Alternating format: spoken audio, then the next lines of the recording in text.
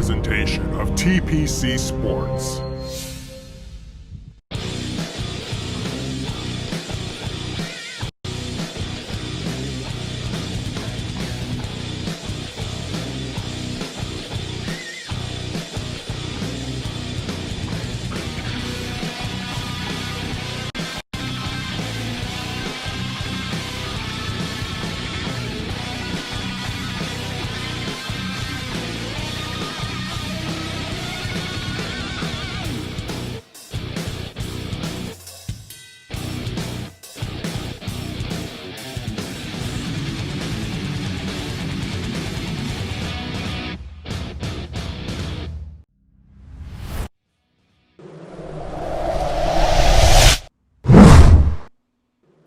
Good afternoon, everybody, and welcome to the TPCFL Championship Preview Show. My name is Brian Langell. I am the founder of the TPCFL, and I could not be more excited than I am today. It is go time, ladies and gentlemen. It took 17 weeks to get here, and now we are here. The title is on the line. It is going to be the 14-2 Seattle Seahawks facing the 12-4 Tennessee Titans. In less than 2 hours, we are going to have a championship game, and we are going to cover everything you need to know in the next 2 hours. We have interviews with all of the owners. We have expert analysis with a panel. I'm going to bring them in now. Ladies and gentlemen, joining us today on the panel itself, we have BAMASHOCKZ. Bama, welcome to the show, sir. How is it going today, Brian? I am so excited to see these two, for lack of a better term, Titans square off and put that title on the line. It is going to be absolutely electric, Bama. I can't wait for this. Also, joining us is the voice of the TPCFL, Meter, how are you, sir? I am doing absolutely amazing. Really pumped here to see if we're going to have a repeat champion or a brand new first time TPCFL champion here today. Yeah, it's gonna. There's a lot of questions that need to be asked, and that is definitely at the top of the list there, Meter. Also joining us is the former TPCFL champion. Actually, I'm sorry, season 6 champ here, Colbus 1984. Colby, welcome to the show, sir. Now, Langell, don't get ahead of yourself, sir. I'm still the current TPCFL champion, but that will end today, and I can't be more excited to see what is going to transpire. This is going to be a fantastic game. Awesome. I totally agree. And also joining us. No, I totally agree. And also joining us, one of the TPCFL originals and a member of the broadcast team, one of my best friends, Carbonator. Carbonator, how's it going today? Very good, sir. Really looking forward to this game. It's going to be an interesting matchup, to say the least. I totally agree. Ladies and gentlemen, it is go time. The title is on the line, as I said, in less than 2 hours. And we have an absolutely jam-packed show for you. What are some of your guys' thoughts, like on the season itself and how we got to this point? Was there anything that stood out for you guys as we went through these 17 weeks? I mean, for me, just on a personal note, my lack of offense. But overall, I thought it was a fantastic season. I think all the users played fantastically, especially our NFC and AFC champs. And I think it's going to be a very interesting matchup today. But overall, fantastic season, and the whole crew did a great job with it. I absolutely agree. And anybody else have any thoughts? Yeah, I think for me on the competitive level, the one thing that stuck out to me the most is how we had a rookie come in with the Green Bay Packers and take down not one, but 2 former TPC champions. It adds to the overall parity of the league and the fact that just about anything can happen on any given Sunday. I 100% agree. Yeah, BATGIRL coming in, taking control of the Packers, and went into what is undoubtedly the most competitive division in the entire league. Most league champions have come from that division. When you look at Minnesota winning it twice, Detroit winning it once, and then Chicago winning. I mean, that is a murderer's row as far as championship contenders go. And that's where she chose to go, that division. And like you mentioned, Bama, she defeated not one, but two former TPCFL champions. I mean, absolutely amazing rookie season. But not three. yeah. Yes, that is true there, champ. You should be celebrating. You've got 2 hours left in your title reign. But yeah. I have not slept yet, Langell. We've been partying all night. There you go. There you go. Yeah, I'm glad to hear that, Colby, that you're taking the advantage to celebrate every last moment possible. That is awesome, sir. But yeah, no, I agree, Bama, that a rookie coming into the league and making waves like she did. I mean, hats off to BATGIRL. That's an incredible season. So I think the other big thing this year, Langell, too, was that week in and week out, it was amazing on the broadcast side how competitive the games were, how exciting the games were. It didn't matter which week. There was always a game of the week that was just amazing and exciting to watch. Yeah, that's the big thing about this league is the fact that no matter when you tune in, what two teams you see in the broadcast, you know that it's going to be a good game. And the league continues to improve. Like I said, we're just wrapping up season 7. I mean, that's incredible how everybody has grown and has advanced. And yeah, you're guaranteed a good game anytime that you tune in. And I'm super, super proud of everybody involved, all the way from the team owners to the broadcast team. We're all cogs in a wheel making this happen, and it's I couldn't be more proud of it from beginning to end. And not only has the league improved in play style, quality, to people personally just getting better at the game, but we've also seen great growth in Season 7, both in the amount of owners that we had and the amount of people on the broadcast team. So we've been able to call more games.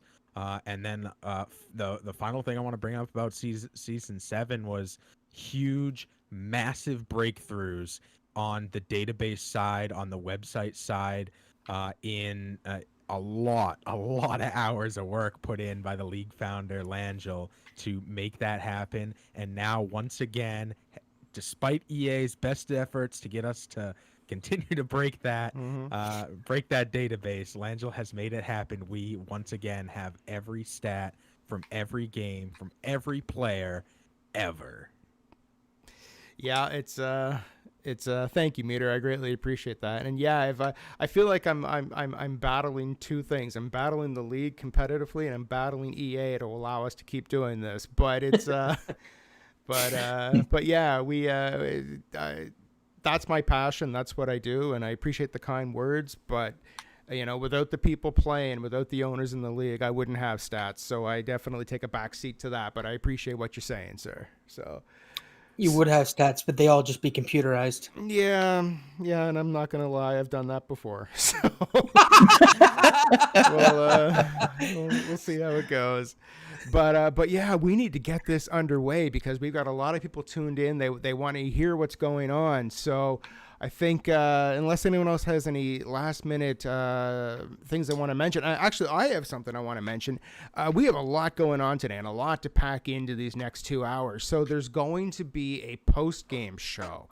After the championship game, we're going to interview both owners, but don't go anywhere because we're going to have even more information for you guys. We have some special announcements that we're making, some huge announcements that we're making in the post-game show. So, when the clock hits 0 and the confetti falls, don't go anywhere because there's still a lot left to see here in this championship presentation. So, let's get into it, guys. We have a bunch of interviews here. We're going to start off. We're going to listen with KIVSTYLE, and Kiv is going to give his thoughts on the season. So we're going to get him available now, and stand by because now we're going to be listening to owners from the TPCFL talk about not only their seasons, but who they predict will win this afternoon's championship game.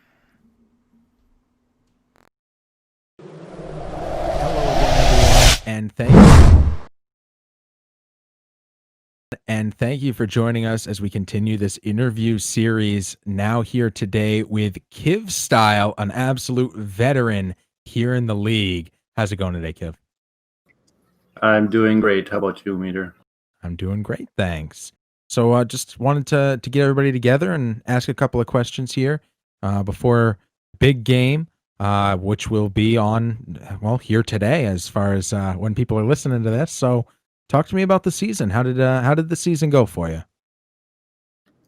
Well, I feel like I had a good season. I mean, not my best football I've ever played, but I had a lot of fun and enjoyed the people that I did get to face. Fair enough. So speaking of the people, who would you say is the team that's your biggest rival, or the player who's your biggest rival? Well, I actually have two rivals. Competitively, I would say it's Shane's Gaming, the Seattle Seahawks, because he's eliminated me 2 out of our 4 playoff meetings. I think it's 4 at least. And I eliminated him twice. So every time we get together in the playoffs, it's quite rough. And then I guess socially, razzing each other, that would be Colby with the Chicago Bears, because he's just he likes to get under my skin when we play together, so that's fun. He can be very good at that. So what's something this season that you learned, something new? Something new, I think I learned to kind of take more chances, even though my play style doesn't reflect that.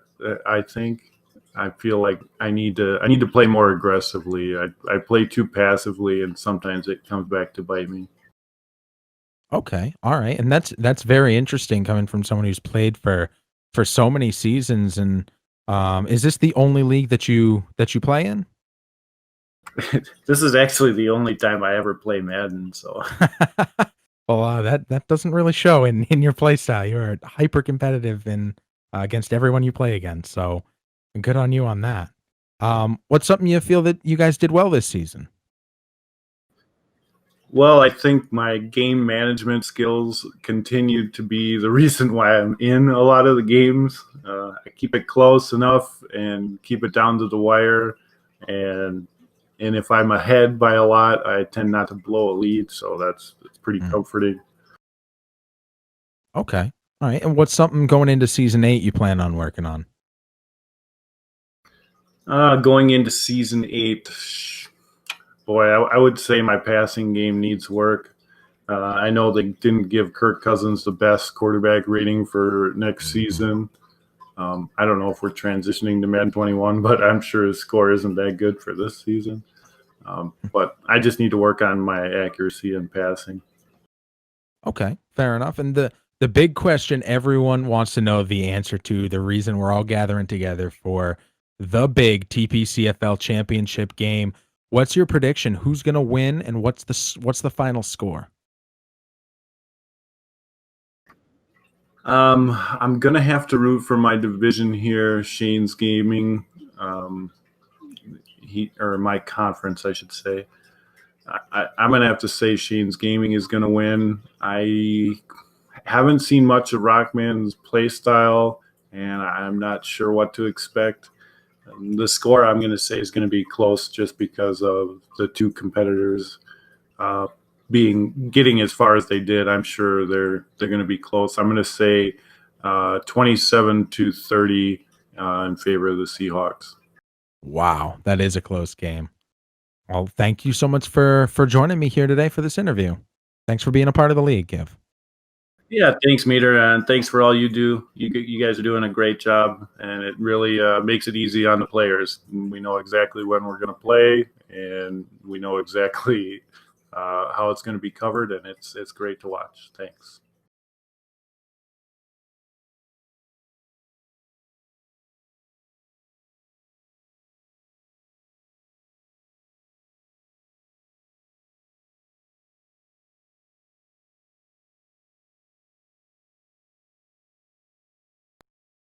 Hello, everyone, and welcome back. I am here today with none other than BAMASHOCKZ. Bama, how are you today?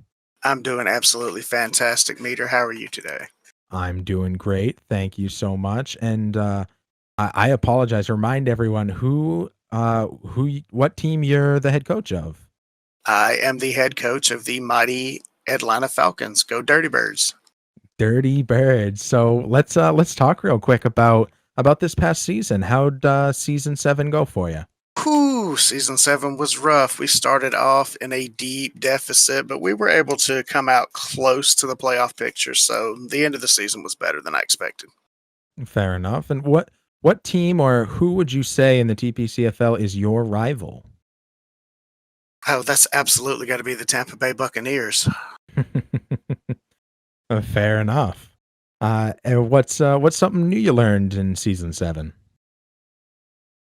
That it's almost impossible to trade in Madden 20.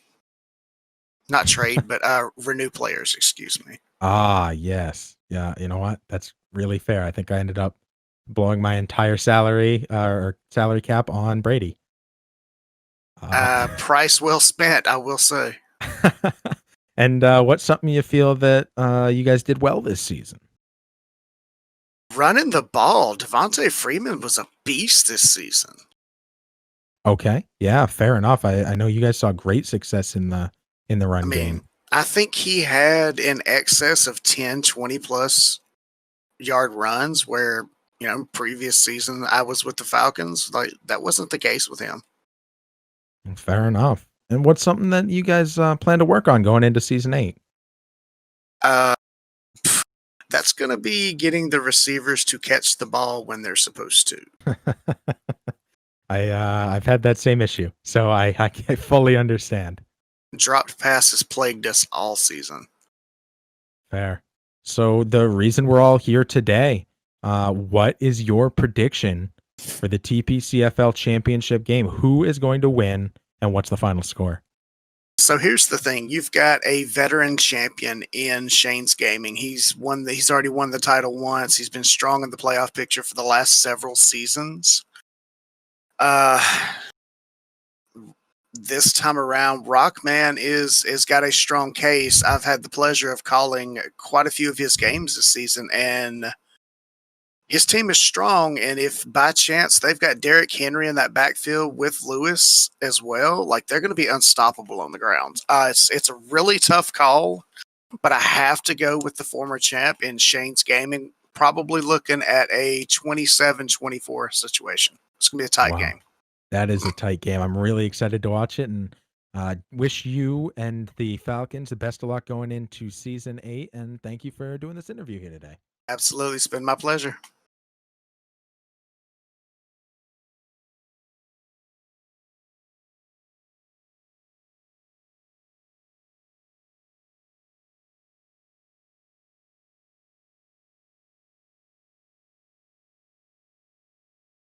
Hello, everyone, and welcome back to our interview series. I have with me here today head coach of the Green Bay Packers, BATGIRL. How's it going today, Bat?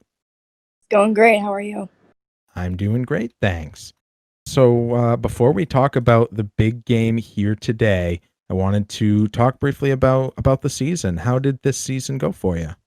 Well, it was a rough start. At times, I felt like I wasn't playing well enough to be in the league, but everyone kept giving me positive feedback and have been teaching me everything they know about the game. So having that support really helped me get better at the game. So I'm excited and confident to be back for next season. Yeah, I'm really excited to see what the Packers do going into their second season, because this was a standout season, and I know in the off season now you've been beating really big names outside of playing official league games. So I'm really excited to see how the Packers do in season 8 or season 2 for the Packers. Yeah, me too. What team or who would you say is your rival? Probably my biggest rival is Colby and his Bears. He's a really tough one to beat. Mm-hmm. Absolutely. I couldn't agree more. Very, very tough. Former TPCFL champion. Really good choices as a rival, especially in a division like yours where everybody is so strong. That's a really good choice. Yeah, What's something new that you learned this season? I've learned a lot. Different ways to throw the ball, the best place to punt the ball, calling audibles, which I've never done before, and how to use timeouts more efficiently. Yeah. No, first season in, a lot to learn, but you've executed very well and learned very, very quickly. Thank you. What's something you feel that that you and the Packers did well this season? I think I'm getting better at knowing when to run or throw the ball, because before I got in the league, I didn't know anything about it. So Yeah. All right. And what's something you plan to work on going into season 8? I want to try and get better at calling out plays for both offense and defense. I think I want to try and get better at juking also, and stop throwing so many interceptions. That's fair. That's a big hefty list there. So Yeah. and I'm confident if you keep playing the way you do and practicing, it's gonna be no problem for you. The big question, the reason everyone's here today for the TPCFL championship game, what's your prediction? Who do you think is going to win, and what's the score? I think they're both fantastic, but I feel like Rock is gonna win this one. His run and passing game are on point, and he's really tough. The score, I don't know. I think it'll be close, maybe 21-14. Wow. I love it. Low scoring game as far as championship games go, and really close. I think no matter what, it's gonna be a great game. I agree. Well, thank you so much for joining me for this interview, and I look forward to seeing the Packers in the playoffs next season. Thank you so much. Hello, everyone, and welcome back to another part in our interview series. I have with me here today head coach of the San Francisco 49ers, Slippy. How's it going today, Slippy?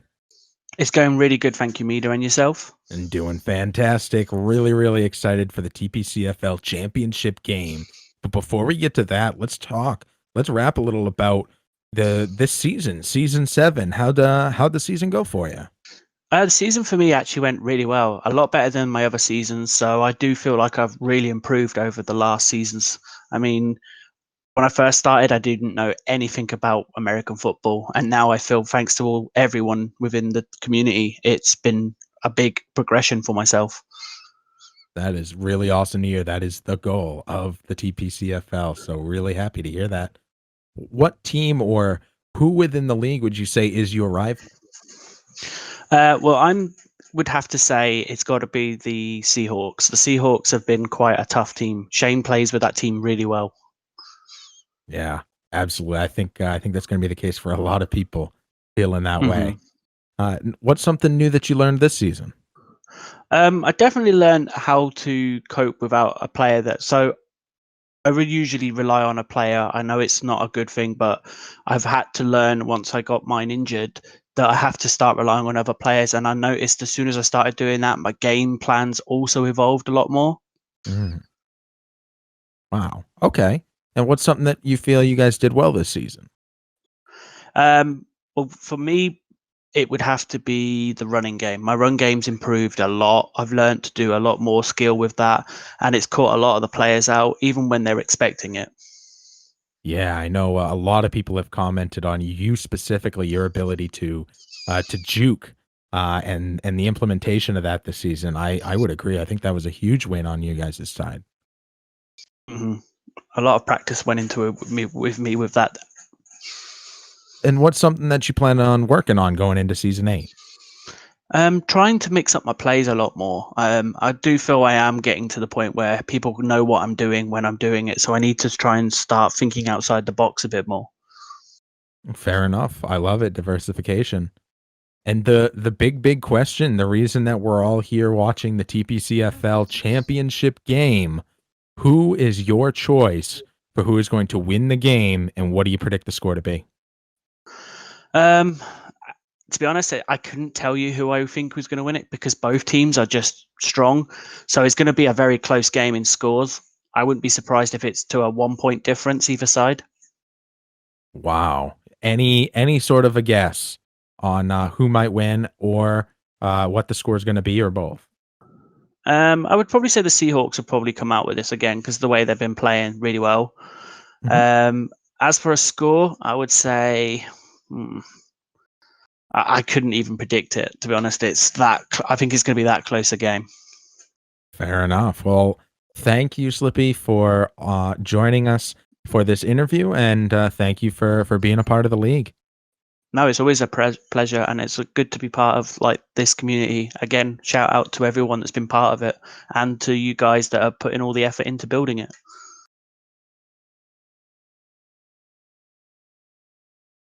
Hello and welcome. I have with me here right now Crafty Dinners. Crafty, how are you today? I'm great, Meter. How are you? I'm doing great, thanks. You're of course, the owner of the Baltimore Ravens, my former alum. Very solid team. Big fan of the Ravens. Oh, so am I. Well, fair enough. Well, thanks for joining me for this brief interview before we get to the big game here today. Hey, no problem. Thanks for having me. You got it. So talk to me. How did the season go for you? Well, the first half of the season wasn't really the best season I've had in a long time, but we made some improvements at the end with a pretty nice winning streak. Yeah, always nice to start out to end off, on a high note there, for sure. And it's hard when you don't make it all the way to consider a season a success. Absolutely, yeah. Missing the playoffs was a little bit of a disappointment this year, but hey, we all got to take our turn. Huge rarity for you. So I definitely expect to see you there next season.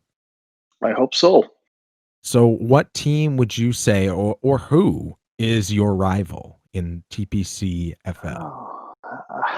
I'd have to go probably with Hogs Nogs and the Browns. Ooh. It's a divisional rival, I guess would be the best way to put it.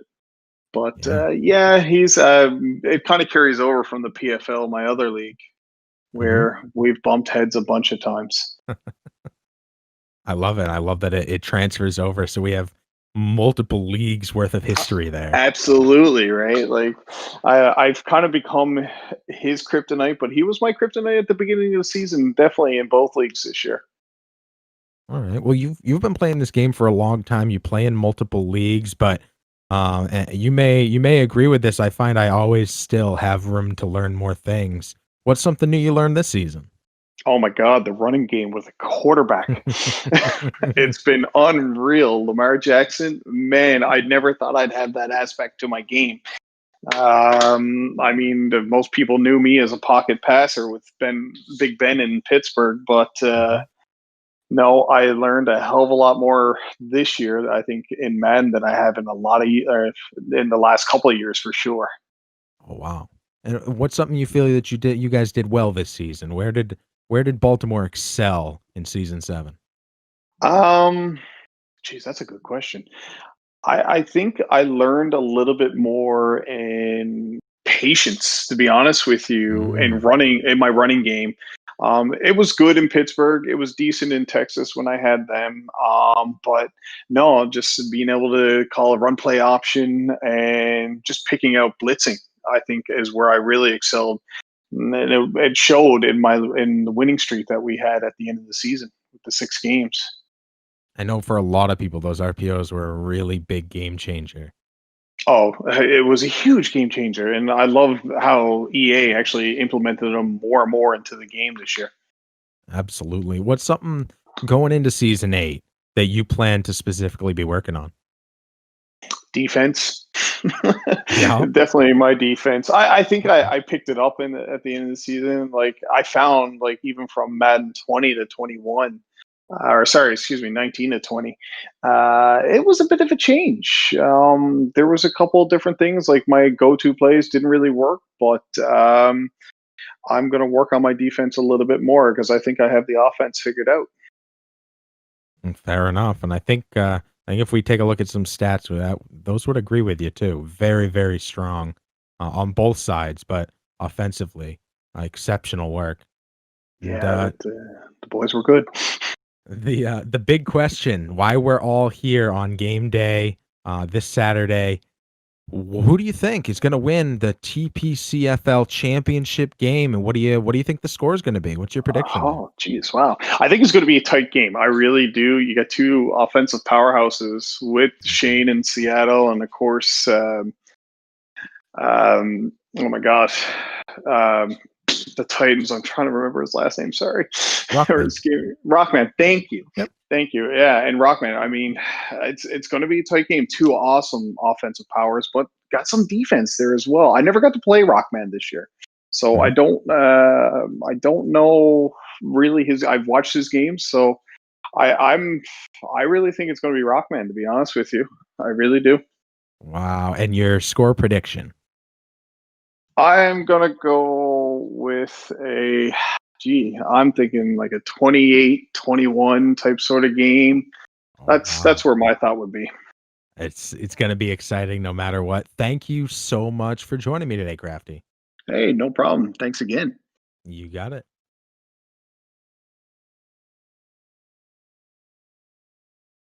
Good afternoon and welcome in. I am BAMASHOCKZ. I am joined, of course, by a special guest, Meter. How are you doing today, Meter? I'm doing fantastic. Really, really pumped for the TPCFL championship game here today. Absolutely. Can't wait till the festivities get started. Remind the folks at home what team you coach for. The New England Patriots, the best team in all of NFL. Well, speaking of greatest team, how did this season go for you, Meter? We made it to the playoffs, which was really the biggest goal for us. Obviously, the number one goal is to make it to the championship game and win that, but making it to the playoffs is a great win for the Patriots and for our team. And I'm really happy with that success, and to be beaten by somebody who is now in the championship game. I can't turn my nose up at that at all. No, it's absolutely not a thing to hang your head over. That being said, who would you consider your rival at this point? I mean, it's a little unorthodox to go completely out of my entire conference, but I'm gonna say Langell is my rival. In no matter which conference he's in, no matter which team he's with, no matter what game we're playing, the spans cross all games. Langell has always been my biggest rival, and really, really excited every time I get to play against him. It's always so competitive and so close. Yeah, he's even your rival in Lonely Mountain Downhill, isn't he? That's true, sir. That's true. Well, let me ask you this: was there anything new that you learned this season? Yeah, I mean, every season I'm learning so much. Learning how to juke this season was a huge success. Adding that into my repertoire. Fake blitzing was awesome when you go against some of these elite teams and they have learned how to read, a blitz is coming. And then all of a sudden it's zone coverage and they throw in an interception. Huge, huge victory to learn some of the nuanced things like juking and faking a play. Absolutely. Anytime you can use the defense to disguise what you're doing, you can definitely catch the offense off rhythm. Well, what did you feel like was something you did well on this season? And it doesn't necessarily have to be something you expected to do well on. Yeah, the run game honestly did really, really well for the Patriots. They're known for having the greatest quarterback in the history of football. And that's a TM trademark, definitely true. Nobody can argue with that.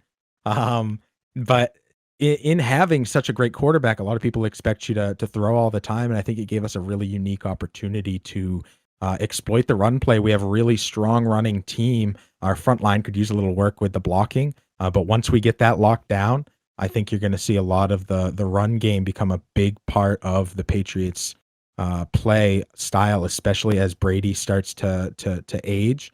And we'll always have him in our back pocket as an amazing utility player. But not being able to scramble, but being able to hand it off is going to be a huge victory for the team to really diversify our portfolio when it comes to our playbook. Fantastic.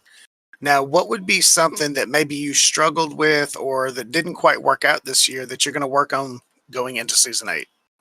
I mean, the pass. I have the greatest quarterback, but if I'm not using him right, then it's not gonna matter who you have back there.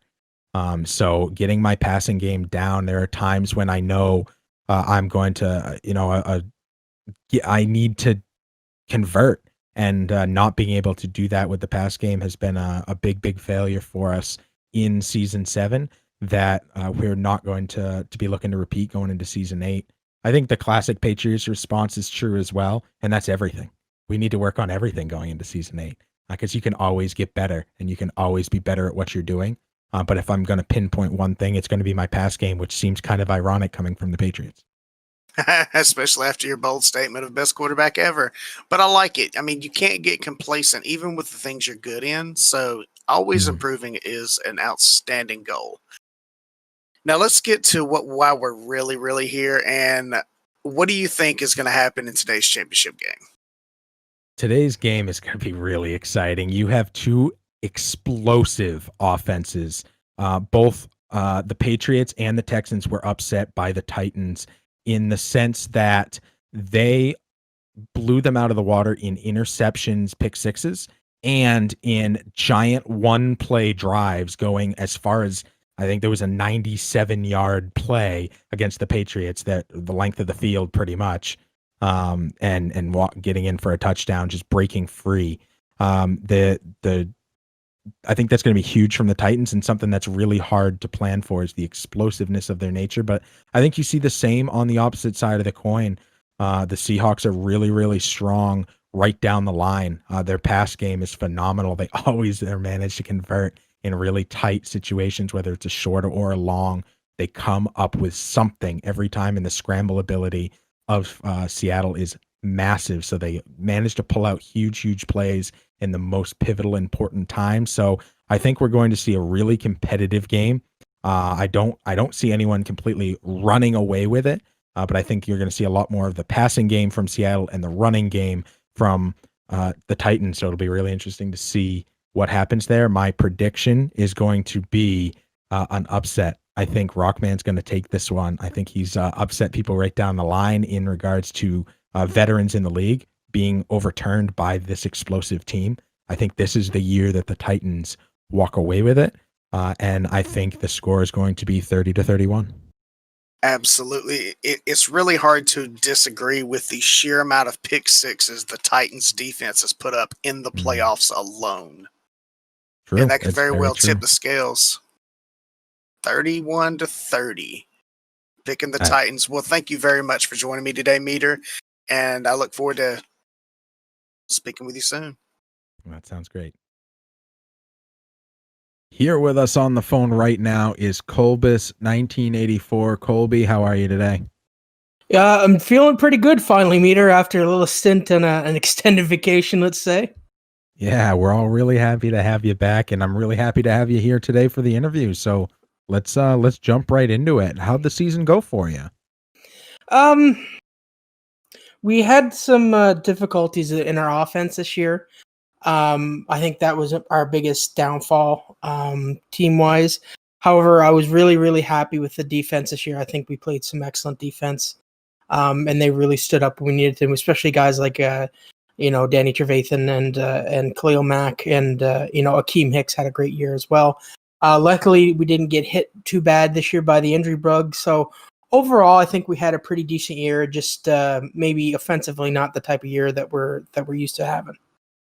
Fair enough, and it's always hard to outright say we had a great year when you don't win the championship game, especially as the reigning champion. So I can definitely understand that. Yeah, it's a little disappointing that I had an early exit in the playoffs, but maybe that was for the best because if I had won that game, things would have gotten held up because of me being in hospital there. So maybe it was a blessing in disguise. That's a fair point. Next question. What team / who is your rival? I mean, I think like just knowing everybody in this league, I think everyone's kind of my rival. But if I had to say if there was a team that stands out that I always have competitive games with, I've got to say it's KIVSTYLE. Him and I always have great games against each other. We see each other twice a season, and they're always exciting games to play and to watch. Not picking somebody in my own division, I would say Slangel would be my other big rival. That's fair. All KIVSTYLE, another former TPCFL champion, and Slangel heading to the championships last year, and or not last. Wait, was it last year? I beat her in the NFL, the In NFC the Championship. championships. Yeah, very big game there. So another one of those top contenders. For So sure. definitely up there among the stars for sure, Colby. For sure. And I think she'll ahead. be a champion at some point as well, like a I- TPCFL championship. I couldn't agree more. What's something new you learned this season? I think the biggest thing that I learned is before my especially my run game, I was very heavy, running up the gut, trying to clang and bang my way through the center. I've realized that especially with somebody like Tariq Cohen, who's so fast, that I can take off to the left or right. If I move back in the field a little bit, lose a little bit of ground, I can gain a lot more with him once he gets up to speed. So I think just being a little bit more versatile in the backfield that's really helped my offense. If anything, the thing I need to learn is how to get Trubisky not to throw shitty throws. But there's that. And what's something you feel you did well this year? I think of my defense. I think my defense is one of my strongest points. Trying to recognize, when somebody's running or when they're going to throw. And not only that, I think everybody in this league, especially the users, have quirks and everybody has a set way they like to play. There's some people that like to throw more. There's some people that like to run more. And you kind of got to scout that and realize what you're dealing with in order to properly go up against an opponent. So I really think my defense was my strong suit this year, just with either watching games or calling games with you or somebody else, and just really paying attention to seeing how people play. That's a fair point. Definitely a lot you can pick up watching tape. What's something that you plan to work on going into season 8? Oh, my offense, hands down. I think I don't give a lot of the times, especially when I'm throwing, I don't give Trubisky enough time to get set to and allow someone to get open. As long as my pocket doesn't collapse on me, he's pretty good. I have recently learned to scramble with him a little bit, not in the way of Wilson or anything like that, but just trying to figure out Trubisky's skill set, because he's so young still and he's still developing as a quarterback. I don't think he's found his own skill set yet. So that's going to be something in the next seasons that we're going to have to develop with him and try to really flesh it out and see where he could go from here. You've got such a keen eye for your own team, for other teams, dissecting, especially how you play. So I have no doubt we're going to continue to see you in the winner's circle in the majority of the games you play as a perennial every year in the playoffs. And if you keep up what you do, right back in that TPCFL championship game again. Speaking of which, the big question everyone wants to know the answer to, why we're here today as they were listening to this on Saturday. What is your prediction for the TPCFL championship game? Well, looking at this, just analyzing it, sitting back and looking at it, I think it's going to be a tale of offense versus defense, where it'll be the explosive and huge offense of Seattle versus the pretty solid defense that we've seen out of Tennessee so far. I like Shane a lot in this one, but I'm the guy that always goes with the underdog, and I'm going to stick with that. I'm going to go with the Titans. I'm going to go with the Rock. And do you have a score prediction? I would say 24-14 Titans. 24-14 Titans. You heard it here. Colby, thank you for being a part of this league, and thank you for doing the interview here today. Hey, thanks for having me, and hopefully I'll be around to maybe do some calling or at least have some conversations on Saturday. And look forward to what the game is going to transpire. I think it's going to be a fantastic game no matter what. I could not agree more. Let's throw it back over to the team. Welcome, everyone, to another interview. I have with me now the owner of the Dallas Cowboys, Slangel. How's it going today, Slangel? Not too bad. Thanks, Meter. How are you? I'm doing great, thanks. So let's get into some interview questions. How'd the season go? It went a lot better than I actually thought it was going to because whenever we switch games, we went from 19 to 20. There's always a bit of a change, just little subtleties to the game, but it seemed to work in my favor. I found so I actually benefited fairly well and did very well this season, I thought. Yeah, and I mean, making it all the way to the conference finals is always a huge coup de grace. Second time. So in that kind of that same vein, if we're talking about, rivalry, what team or what player would you consider your rival? Honestly, it has to be the Seattle Seahawks because I have faced Shane more over the last couple of seasons, and he's really a strong competitor, and I have managed to beat him, but our games have been pretty close, and he just seems to be the team that can tend to take me out. Yeah. Oh, Shane, it's definitely a good rival to have. Really boost each other up in that regard. Yeah. What's something new that you learned this season? I learned how to run better. Oh. Because I typically over the past seasons have had to rely more so on my throw game. Didn't always work out for me. A lot of interceptions.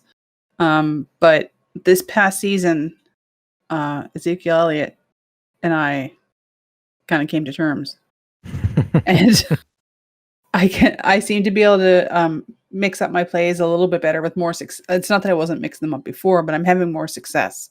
I'm finding I've experimented with some of the different run plays and found out what ones tend to work better for me, because I find what works for some people doesn't necessarily work for me, and vice versa. So I seem to find my lane for running.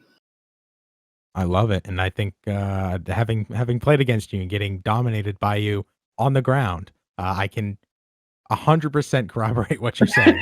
Your run game is very, very good. Well, thank you. What's something that you feel you guys did well this season? We managed to, I think, keep the other team's scores a little lower than we had in other seasons. Like the games were closer. Like, my defensive plays seem to work a little better. I'm getting better at working in some of the adjustments at the line. So I think that kind of helped us out a little bit this season. So yeah, okay. And what's something that going into season 8 you plan to be focusing on, to be working on? Clock management. Yeah. I don't know how many times after a game I was like, why didn't you use your timeouts? Why didn't you do this? My problem is if I'm playing against, especially like another owner, we get chit-chatting and I don't necessarily pay attention to the clock because I play to enjoy myself. So I'm just playing as if we're playing a regular game. But I want to keep working on my running, and I also want to work a bit better on my defense. I love it. All right. And the whole reason that we're doing these interviews here today, what's your prediction for the big TPCFL championship game season 7 between the Seahawks and the Titans? I have to give it to the Seahawks. Just like I've never played against the Titans. I've seen the games against the Titans, so both of them, it could go either way, but I just having played against Shane numerous times, I think he's got it. Interconference bias. Well, just you're speaking from experience. Choosing your rival. I love it. And what can you give me a score prediction? Oh, I think it's going to be close. I think it's going to be, oh God, 35 for the Seahawks, 28-31 for the Titans. I think it's going to be close. I think it's literally going to come within a field goal or a touchdown. I think no matter what, it's going to be a great game. Really, really excited. And thank you for joining me for this interview today. Thank you.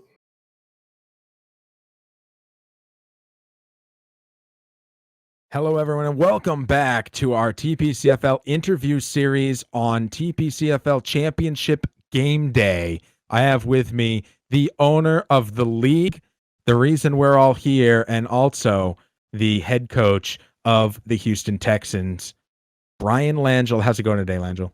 Meter, I am doing absolutely outstanding. We've got a championship game coming up here shortly, and it's going to cap off our season 7.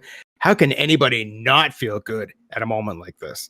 Could not agree more. But before we get into talking about the big game, let's go over the season that you had real quick. How did the season go for you? It was a mixed bag. I mean, I'm not going to sit here and complain. It was a bit of a mixed bag. Like I led the league offensively, and passing, and it was like top 5 in rushing, but combined led the league in offense. So that was great. We had some huge wins this season. We were leading the division for most of the division, so that was good. And can't complain. I think that after last season and how things went for me in Philadelphia, to come here to Houston and have a 12-4 season, you can't complain about that one. And making it all the way to the conference championship, big win for an opening season as the head coach. Yeah, it was we got that wild card spot, still earned enough wins to get into the playoffs and made the most of that, won the wild card game, won an absolute shootout in Cleveland and beat the number 1 team in the league. So I mean, I can't complain about anything. And making it back to the AFC Championship game, which I haven't done since I played with the Patriots. That was a good feeling, and it was. I feel good about the season. I really do. Fair enough. And so, what team or who in the league would you say is your rival? Without a doubt, not even having to think about it, it's KRAFTYDINNERS, and currently that would be the Baltimore Ravens. I go back and forth. I didn't play him this season. I did play him this season, and I won, actually, now that I think about it. But he's my perennial rival. I look at games, and if I get a chance to play Crafty, I know it's going to be like a main event anywhere in the country, as they say. So I look forward to playing those games. So it's definitely Crafty. Fair enough. Storied rivalry there. Yes. We have the stats to prove it. Exactly. What's something new that you learned this season? I really learned how to air the ball out. I really worked on my offense. Clearly, I should have spent more time working on my defense this season, but I learn't how to time throws, and I learned how to get guys open, and the proof's in the pudding. It definitely paid off as a positive. Fair enough. And what's something that you feel the Texans did well this season? Scoring. I think that we did really well scoring, which goes part and parcel with working on timing and getting your passes out. So yeah, we one of the things went really well for us this season was scoring. Yeah, huge win in the scoring department. You led the league for almost the entire season. Yeah, no, it was something I'm proud of. That's I've traditionally, going back to my games in years ago in hockey, like I pride myself on defense, which I know you do as well. And we both have come from the school where a good offense can lose to a great defense, and that defense wins championships. So I'm proud of that. I haven't quite figured that out in football yet, but which may lead into my next question. What's something you plan on working on going into future seasons? It would, if I was to pick something right now, I would have to say that it would definitely be defense. Is that because if I could even play half the defense, or if I had half the skill in defense that I was able to figure out in offense this season, I think it would have been an even better season for the Texans. Fair enough. The big question, the one The reason we're all here today, the TPCFL championship game. What is your prediction? Who's going to win and what's the score? Oh man. Okay. So, I'm a stats guy. You know that. Everybody knows that. People who don't even play in this league know that. And I'm looking at the fact that we've got Shane, who has way more experience. We've got Shane, who has won a championship. And you gotta go where the numbers go. And right now I think that heads back to the Pacific Northwest and leads to all roads lead to Seattle in this one, is my guess. And the score, I am going to go I'm going to go 42-28. No, 28. 42-28 Seattle. Wow. Big prediction from the man himself, Mr. Stats, Brian Langell. Thank you so much for joining me for this interview. Meter, thank you for having me. And let's go see how this game turns out. Welcome back to our interview series with all of the players in the TPCFL. I have with us here today Hogs Nogs, head coach of the Cleveland Browns. How's it going today? Not too bad. How are you? I'm doing great, thanks. So, couple of questions. Let's dive in here. Yep. How'd the season go for you? How was season 7? I thought it went pretty well for me for the most part. I mean, I only lost, I think, twice in the regular season and had a pretty good matchup against LANGILLEONXBOX and the Texans in the division championship. So it was a pretty good season overall. Yeah. Wow. Only losing twice is unreal. Yeah, it was pretty good regular season. I picked the Browns my first year, really try to do anything with them, and they just kind of click with me. So I love it. Well, fair enough. So what team or who in the TPCFL would you say is your rival? I made it really easy this year to pick a rival because Crafty and the Ravens are in my division, so I had to play them twice this year. And I know over the past couple of years playing in the league, we've played a couple times almost every season. So I would say it would be them. I know you guys are in another league together as well. We are, yeah, exactly. So it was kind of funny this year because every time we'd have to play in a week in the TPC, we're playing in the other league as well because he's the Ravens and I'm the Browns in the other league as well. So we played quite a bit. Oh, huge, easy decision for who's your rival. All right. Well, what's something this year that you learned new? What's something new you learned? I've been trying to pick at a little bit more of the calls on the line and stuff. I haven't done as much of that in previous seasons, so I've been trying to pick a little bit of that both on the offense and defense. I think it's trying to kind of help my game a bit. Yeah, absolutely. And what's something you feel that you guys did well this season? I feel like I've improved my passing game a bit. Kind of being able to see what's going on down the field and what the defense is doing and find the open man. So I feel like I did that well this year. Yeah. Okay. And what's something that you plan to work on going into season 8? I definitely need to improve my defense. There were some times where I could stop people, but other times, and that's kind of what happened in the division championship. I just couldn't stop the Texans at all. They just kept rolling. So definitely gonna have to be a focus. I think they're, if not number 1, in the top 2 or 3 for overall offense in the TPCFL. So I couldn't stop them all. I think I had one stop that whole game, and they just kept rolling. So fair enough. Well, the reason we're all here today, listening to these interviews, the TPCFL championship game. What's your prediction? Who do you think's coming out on top, and what do you think the score is going to be? I think the score is harder to predict than the who's coming up on top. I think, but I think it's going to be a close game. I played against the SEAHAWKS this year. I haven't played against the Titans, but I watched a couple of their games, and they're. I mean, Henry's a beast, and their defense is good, so I think the Titans are going to win. But I think it's going to be a low-scoring game. I mean, it's probably going to be maybe 21-15 or something like that. So. Oh wow! Really? Either way, it's going to be a great game. I imagine it will be. Yes.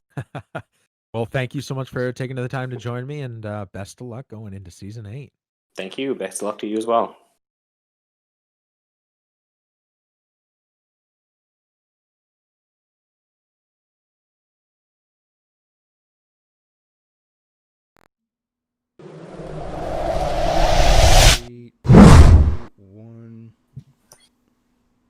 Welcome back, everyone. Thank you so much for joining us here for TPC Sports Live TPCFL Championship game. Really, really excited here. Let's get some. Let's actually get everybody in here. We have BAMASHOCKZ, Carbonator, Colbus 1984, the founder of the TPCFL, Langell, and our special expert analysis. One of the most knowledgeable people I've ever heard on the play-by-play or color, Irish Bear. Welcome to the round table, everyone. Yeah, how's it going? So let's start out by taking a quick look at these two teams and the season that they had. We have a tale of the tape here, taking a look at how they did throughout the season, what some of the stats were, and then we can kind of get into the discussion as far as who we think is going to win and what we think some of the keys to the game are. Let's take a quick look at Seattle here. So we bring up Seattle stats and their lifetime. I mean, they are a TPCFL veteran, been here since season 1, have played in 112 regular season games, went 88-24 lifetime, and have won the TPCFL championship in season 5. So they have been around the block, as they say. Incredible talent in Seattle, and has always been a perennial contender, because if you remember back to season 1, they went undefeated in season 1. So, I mean, they shot right out of the cannon as being a powerhouse. For this season, they were second overall in the league, second out of 32, first in their conference, and had a record of 14-2 meter. They went 7-1 at home, 7-1 on the road, and their power ranking was number 1 in the league. So Seattle has definitely been the total package when it comes to, building a blueprint of a long-term TPCFL franchise. And if you look at their season, their average yards per game were 343.8 yards per game. That's absolutely incredible. That's second overall. Their passing was 220.5 yards a game, and their rushing yards were 123.3. Like, if you had to build a blueprint, I don't think you could go wrong basing it on Seattle.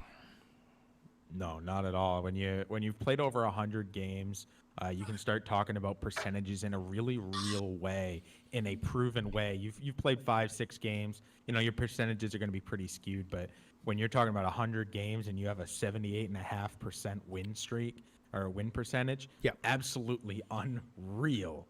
Shane has proven time and time again over 7 consecutive seasons that he is here to contend for the championship, and gets another opportunity right here today. Yeah, it's not his first trip to the rodeo, as they say, and he definitely has some strong stats behind him.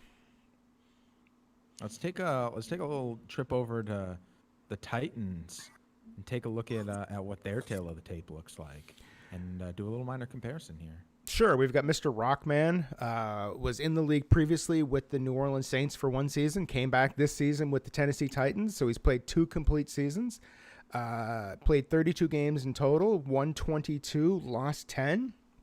So, definitely way above 500 as far as wins and losses go, and took out some major teams in the playoffs. He took out the Patriots, which we heard earlier is the greatest team in all of the NFL.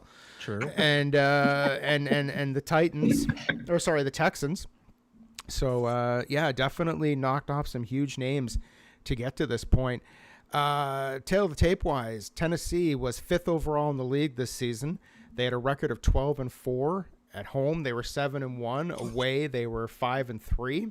They were 5th overall in power ranking. Total yards per game, 294.9. So just under 295 yards per game, which worked out to be 15th overall, which is like middle of the pack. Passing yards was 165 yards per game, which was 23 overall. But this is where Tennessee really shines with their rushing. 129.9 yards per game, which is 5th overall in the league on the ground. I know the first time I played against Rockman, I saw rushing to be huge hole on my side from not. I couldn't stop him. Yeah. So strong, blew me out of the water. The only thing comparable to that was for me was Dallas, but 68.75 or 69% win rate, nice, extremely well done. And well over 50%. You know, you don't have quite the over 100 games, the staying power that Seattle has, but to come into the league in only 2 seasons and win well over half of your games is so exceptional.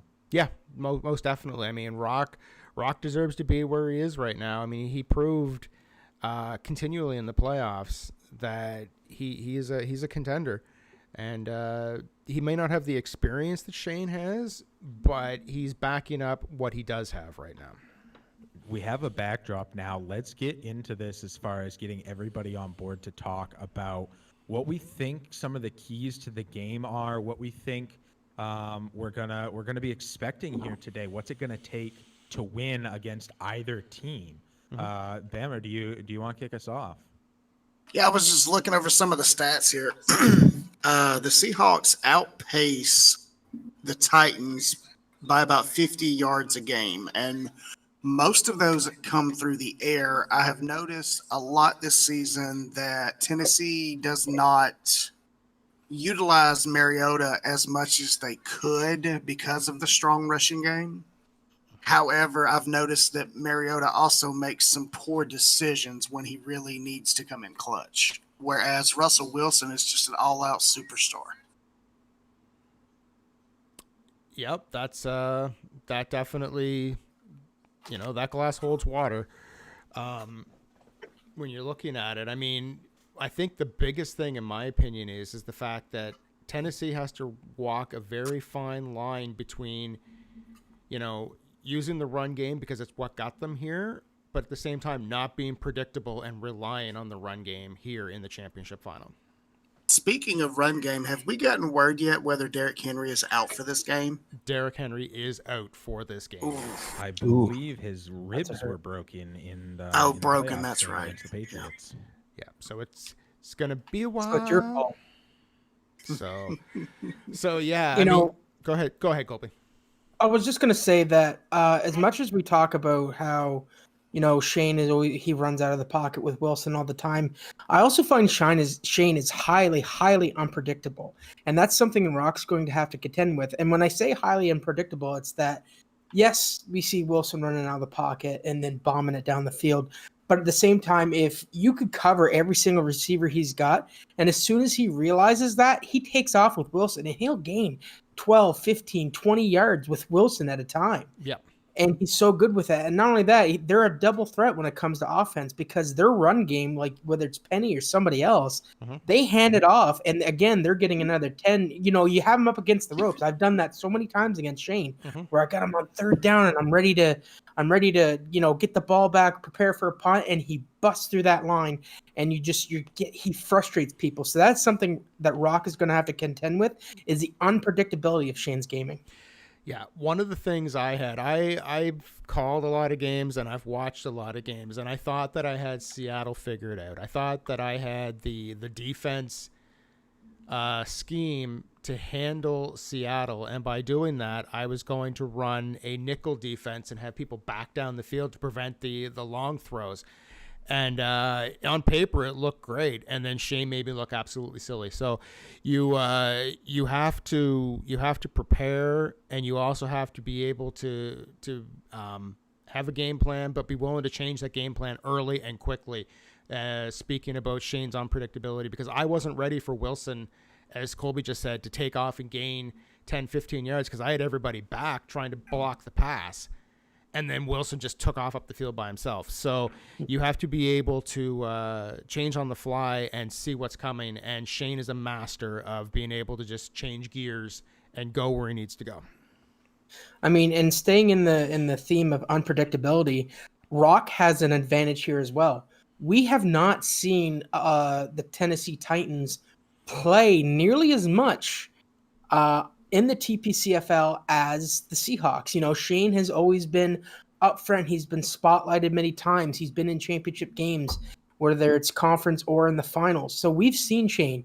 We can kind of we know what his game is like. Rock is quote unquote relatively new, and we don't necessarily know all the tools that Tennessee really has.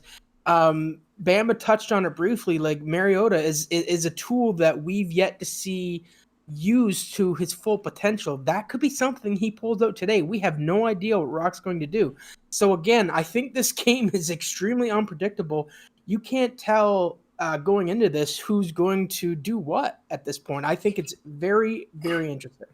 And on that note, Colby, you talk about Mariota, under center, and then you've got Lewis in the backfield now that Henry's out. What we're not talking about is the unsung heroes of that team, and that is that staunch offensive line. They have imposed their will on defenses all season. Yeah, they definitely have. They definitely have. I mean, I think that I can kind of speak from I'll call it an expert analysis, because I played Tennessee 3 times this season, which is way more than anybody else has.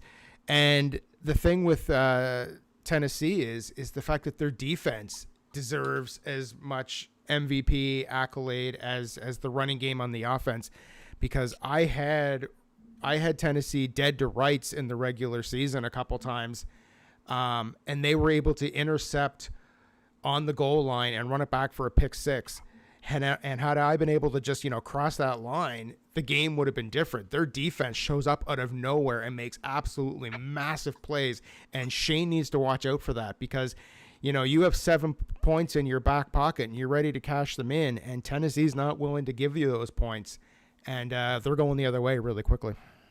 Oh, for sure, Langell. And not only that, we also need to talk about Shane's defense is no slouch either. It can make some huge game-deciding plays when it comes down to it. We've seen that before. And not only that, again, having played Shane in the past, his defense can be extremely frustrating. But that's also coming from an extremely low Bears offense. But we've seen him against other teams where he completely dominates on both sides of the field. Yeah, I'm looking at their stats right now. Wait a second. I'm sorry. This is going to sound silly. You were talking about Shane's defense, correct? Yes, sir. All right. Just to make sure I'm bringing up the right information here. Yeah, for their overall records for the season, we're looking at Shane, and the most he's passed for in a game at home is 288 yards, rushed for 224. But on the road, it's totally different. He passed for 385 yards in week 6 against the Browns. I mean, 385 yards offensively. I mean, obviously, the comment would be good luck in stopping that, but there wasn't much stopping in that game. But I mean, their offense, when they turn it on, they can blow things away. But like Colby said, defensively, it's the same thing. Like, Shane has shut down teams. I'm looking at his wins here. And week 1, he won 35-10. Week 2, 24-16. Week 3, 28-7. Like, when he wins games, they are relatively low scoring. I mean, it's like the final game of the season, he beat San Francisco 38-10, just stifled the 49ers completely. And earlier in the season, when he played San Francisco the first time, it was 38-13. So there's not a lot of difference there. There's 3 points difference in twice playing the same team. Like, when he figures out how to shut stuff down, he shuts the door and locks it. Absolutely. Like, he's, again, I think it's that staunch veteran presence that he has that, he's been with us since day one, and he really, really knows how to control the tempo of a game. And that's something Rock is going to have to contend with. Yep, Carl definitely. Benita, I'm really interested in your thoughts here. You don't play in the league yourself, so coming from a strictly outside opinion, and same thing from Irish Bear, I'm really interested in you guys' thoughts. I think for me, the game, like, really the difference I find between the two is it's clock management. Okay. When I think of Rock, and his running game and how strong he is with his running game, he can chew time off that clock. He can basically hold people restricted versus I've seen Shane score in under 30 seconds, and I've seen him do it repeatedly. And I think he's got that capability. He's got that explosive capability. And as somebody mentioned earlier, as far as when you think you got him covered and everybody's covered, all of a sudden Russell Wilson scrambles for 15 or 20 yards. I think he's the real X factor in this game. I think if Tennessee's got a game plan to contain Wilson, keep him in the pocket, they'll have a shot. But I think if they can't do that, that's going to be a real struggle for them today because they are so explosive and they can score so fast. And I wouldn't discount Shane's defense either. I mean, I've seen Shane, get some timely interceptions this year, just like, Rock's run through the playoffs here. I think a big part of his success in the playoffs has been his defense and his interceptions that he's been able to get. And that's basically kept him in games and turned games around, both against the Patriots and against Houston. So I couldn't remember the name. I think that's been a difference maker for him. So it's whether or not he can repeat that today, I think will kind of dictate his success. But he has the ability, I think, because of that running game and that strong running game to date, to really chew time off the clock and restrict Shane's ability to. The only way you're going to win this football game against Russell Wilson is keep the football out of Russell Wilson's hands, I think. Yeah. If you can do that and you can do that through clock management, then I think you can be successful. So I think that's got to be the strategy going into the game. I mean, honestly, we've talked about it a little bit. I don't think this is going to be Mariota versus Wilson. I think this is going to be Wilson versus probably the running game and the defense of the Titans. And if they can basically hold him in check, they've got a really good shot. Yeah, I think that if I can look at this game and give Shane any sort of advice after playing the Titans 3 times is beware of that goal line. I mean, try to get into the end zone from inside the red zone, but not in the red hot zone, because that's where Tennessee burnt me all 3 games, is in that final 10 yards and on the goal line itself. So if you're going to score from the red zone. Don't wait till the last couple yards, because I got burnt there so many times with interceptions. Same on my end for sure. Irish Bear, thoughts on the game today? All right, definitely excited for this one. So right now I'm gonna start off with Titans, since everyone's all about the Seahawks. Titans, the only way that I feel they're gonna be able to win this is gonna be on the defensive side. Seahawks, understandably, their defense is mediocre when it comes to the downfield passing, but if Titans are going to have any chance of winning this, somehow he's going to have to auto-manage his nickel and dime formation, possibly have maybe 6 defensive backs and maybe a middle linebacker that he's going to have to use her. And what I mean by that is he's going to have to keep control of Wilson. And so what that's going to do is possibly a zone, maybe a man coverage, and he's going to have to use that middle linebacker to cover the middle of the fields. And so what I mean by that is everyone has watched the Seahawks. Everyone has been on top of them. And the biggest play for Shane and his Seahawks is the Wilson rollout with the 3 receivers, and then having them all run slants. So say, for example, you got your 2 receivers on the left, double slant across to the field. He rolls out to the right. That is when Titans are going to have to kind of take aware of that, and he's going to have to shift that middle linebacker over to that. And what that is going to do is that's going to have your double high safeties and far safety there keeping above that, and then his corners are going to be below those receivers, and he's going to keep Wilson in check. And that's going to be, unfortunately, I think the only way that Titans are going to have a chance at this game. And if he cannot control Shane's favorite play, which we all know that is the Wilson rollout, like I said before, he might have a chance. And for Seahawks to win, obviously, he is just going to have to execute that game plan. But unfortunately, we keep talking about it. We keep throwing him under the bus. We know his play style. We know the rollout. We know the slants. He lets them get about 10, 15 yards. He throws it towards the sidelines with about 10 yards left before that, and it works every time, because at that point, you don't know if he's going to run. You don't know if he's going to throw. And then for the offensive side, coming from Tennessee, Lewis is no joke. I mean, yes, everybody loves Henry. He is a beast coming out of the backfield, but this actually adds a double threat receiver for Tennessee. You got Lewis coming out of the backfield. All of his years in New England, we've seen it. He can catch. And you can't forget about that. And then he can also run. But it's going to be in Mariota's, hands. He's going to have to take control of this game because I feel like it's just going to be a shootout. And then unfortunately, whoever makes that first mistake is going to end up losing this game. So it's really close to call. It's going to be interesting to see how Tennessee is going to adjust to this, because the previous games that I've gone back and looked at the defense that he's been running and how he's been running the defense is not going to stand a chance against, Shane. So we're going to see Rockman Ken kind of hold him in check and kind of adjust his defense. And after studying the Seahawks, I mean, I'll be honest, I've been looking over his play styles, and his favorite play, like I said, is the 3 wide receivers, 2 receivers to the left, 1 in the slot, double slant from the left to the right, single receiver on the right, slants from the right to the left. And the only way to stop that is to auto adjust his defense in a dime or nickel to have your 3-man front, 1 linebacker, and 6 defensive backs. So we're going to see if he's going to actually attempt that, or he's going to stick with him and just have an offensive shootout. I mean, once again, expert analysis from you, Irish Bear. No one else can read and dissect the way you can. Always bringing us to 11. I love it. Thank you. I love your point about the slant, but I would definitely be caution on that too, because I know when the slant is coming and how to adjust for it, and I adjust for it, and Shane still finds a way to either saddle it right between all of my defenders, or to get it over to somebody who I wasn't expecting him to even go to.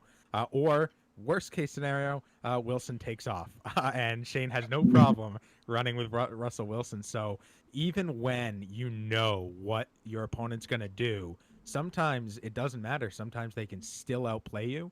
And I think having a veteran like Shane in there is a huge benefit to a lot of these really stressful situations. To Colby's point of, he knows what he's doing and when to do it, and he can make big plays in really pivotal times. I, for a long time, talked about the sleeper stat of 3rd down conversions being what I think can make or break a game. I think more often than not, whoever wins the 3rd down conversions wins the game. And Shane has proven time and time again in games I've called, watched, and been a part of that he is an expert in those tight situations, specifically the 3rd down conversions. Yeah, for sure. Like, he's so good with that. It's just, this really should be just renamed the Unpredictable Championship today, because I really think that even with the expert analysis from Irish Bear, that I really do think this game is potentially a coin flip. Just with, I really do think the unpredictability today of everything is going to be the name or the star of the show today. Well, I think Meter brings up a really good point. I think the whole idea of running those slants, and we know that is a critical play for the Seahawks. I think one of the things that changes that play is Shane's ability to extend the play, his ability to use Wilson, get outside the pocket, and then all of a sudden it's not a road play. He can find that receiver that's gotten separation. He can find that open guy, which otherwise in the playbook may not have happened. So I think that's a big advantage that he has going into this game, his ability to do that, extend the play. And like you said earlier, as soon as Russell Wilson decides, okay, there's nobody open, I'm just going to do it myself, he also has that ability. So I think Irish Bear was bang on. You've got to have that one guy who's spying Wilson. He's got to keep an eye on him. But at the same time, that could open up some opportunities for other receivers. It'd be interesting to see how it plays out. Yeah, the big thing, I don't think there is no run game for Seattle whatsoever. And the reason I say that is because, obviously, if you guys want, you could go ahead, go check the TPC Sports Live website. You got your stats there. 64% of the plays are all passing, but yet here he is ranked 6th in rushing. So you got to look at it. You look at the 64, you look at the rank 6th. A lot of those rushing yards are coming from Wilson himself. So I would just be all out pass defense this whole entire game, because it's just the run game is not there for Seattle. So that kind of puts Tennessee in its advantage kind of in that scenario. And the reason I'm saying, have that one guy in the middle on the QB spy, don't worry about the running back in the backfield. That's what the 6 DBs are going to do. And it's just, I feel like if you have a shallow zone coverage, kind of bump those defenders up against the receivers. Yeah, you might get burnt once or twice or 3 times, maybe 4 times, but you're not going to get burnt the whole entire game. And what's going to happen eventually, you're going to force, Shane to adjust his game plan, and that's going to be very difficult for him to do since this has been working for him all season. So if he could somehow disrupt Shane's, play that's been working for him and kind of different possibilities, we might be in for, a big shootout at the end, because now it's, Shane's going to have to adjust something that he's been used to doing all season. Well, see, it's funny you mention that, Irish. I'd like to get your opinion on this because traditionally Tennessee runs a 3-4 defense. That's what they run. I've gone back and watched footage, and I would say 90% of their defense is a 3-4 defense. Do you change that going into this game to try to go nickel or dime to stop the passing and not worrying about the running, or do you stick to that 3-4? 3-4 defense is not going to work. The reason for that is anybody that is in the chat or does not know football that well, 3-4 defense is you're going to have your 3 defensive linemen up top watching the offensive line. That is not going to be enough to contain Wilson. He's going to roll out of that pocket no matter what. And then this is where it's going to get tricky for that 3-4 defense. Usually in a 3-4 defense, you get your 4 linebackers. Sometimes you might be able to switch out that linebacker position for a corner, but usually you got, for some forsaken reason, I don't know why Madden does it, they put in like an extra linebacker, which is ridiculous. So you have 2 middle linebackers and outside linebackers on both sides. Those guys are not going to be able to keep up with the slot receivers. Okay. And so what's going to happen is he's going to outrun. It's going to be that slot receiver that he throws to a lot. Mm-hmm. And then because what happens is you're going to have that slot receiver that's going to go in. He's going to outrun that linebacker, and that far safety that's on that side is too busy occupied by the outside receiver running the same slant. So 3-4 defense formation is just going to get burnt the whole entire game. And he's gonna have to change it somehow. And if he does come out with a 3-4 defense in the first quarter, then forget about it. The game's going to be over, and Seattle is going to be walking away with the championship. Expert analysis by Irish Bear. Go ahead, Meter. Well, that's really interesting because Slangel did a great job of stopping that specific pass, and Seattle still managed to come out on top in that game. The Dallas Cowboys did a really great job at preventing it, but I think that they do have more up their sleeve. I can't agree more. It is a huge part of stopping Shane, but I don't think it's the whole story. I think he has more up his sleeve. So if someone's playing their entire game plan around just that one play, they're going to get burned. Yeah, I agree. Oh yeah, without a doubt. We all, as everyone that watches, football and plays football, we all know we can't just go off of one play. But I feel like we take away his greatest threat and you kind of force him into different scenarios. For example, if it's coming out of 2nd and long, say for example, 1st down, you sack him for a good loss or his negative yards, he's going to go to his number 1 play to kind of get those yards back. We've all seen it. 3rd and long situations, he ends up getting that 1st down. And honestly, I think Shane is the best in the league here on getting a 1st down on a 3rd and long scenario. I mean, everyone that's here has, kind of just beat their head against the wall how many times they've gotten burnt on a 3rd and long, and he pulls it out of the freaking hat, and we're all like, are you kidding me? Yep. But it's, if you could just take away that one play on those 3rd and longs and possibly 2nd and longs, he might have a chance. But there are the other plays that you do got to worry about, but I would just not worry too much about the run game. It's just, I feel if he comes out all pass defense, he might have a chance at this. I don't know. I find Shane's run can be good with Penny on the ground. I said it in chat a few minutes ago that even though he's lost his main running back, Penny, I find, at least against me when I played him, did a lot more damage against me than you put pressure on Wilson, you put pressure on his receivers, and then all of a sudden Penny shooting up the center of the field, and you can't stop it. So I think you gotta, as hard as it is to do, you have to be prepared for any situation. And I don't know. It's the, I know I keep harping on it, but it's the unpredictability of Shane's offense. Yeah, definitely. I mean, I think Irish nailed it on, you can't get comfortable with Shane being at 3rd and long, because I know I've played a lot of teams where I have them 3rd and long, as rare as that happens. But when it does happen, I'm like, okay, I'm feeling confident now. And then I watch Shane play on a weekly basis, and it's like 3rd and 23, and he's like, yep, just a second, first down. So, you know, I mean, that's something that Rock can't get overconfident with. If he sacks Wilson and gets him back, keep on him. Don't assume that it's one more block pass and you get the ball back, because if that's the case, you're going to be looking for your jockstrap somewhere back up field, because it's going to be gone. On the other side of that, again, and I'll come back, and the defense of Tennessee. I mean, I struggled with them in all 3 games I played this season, especially in the red zone and in meters coined red hot zone. Huge problems with that.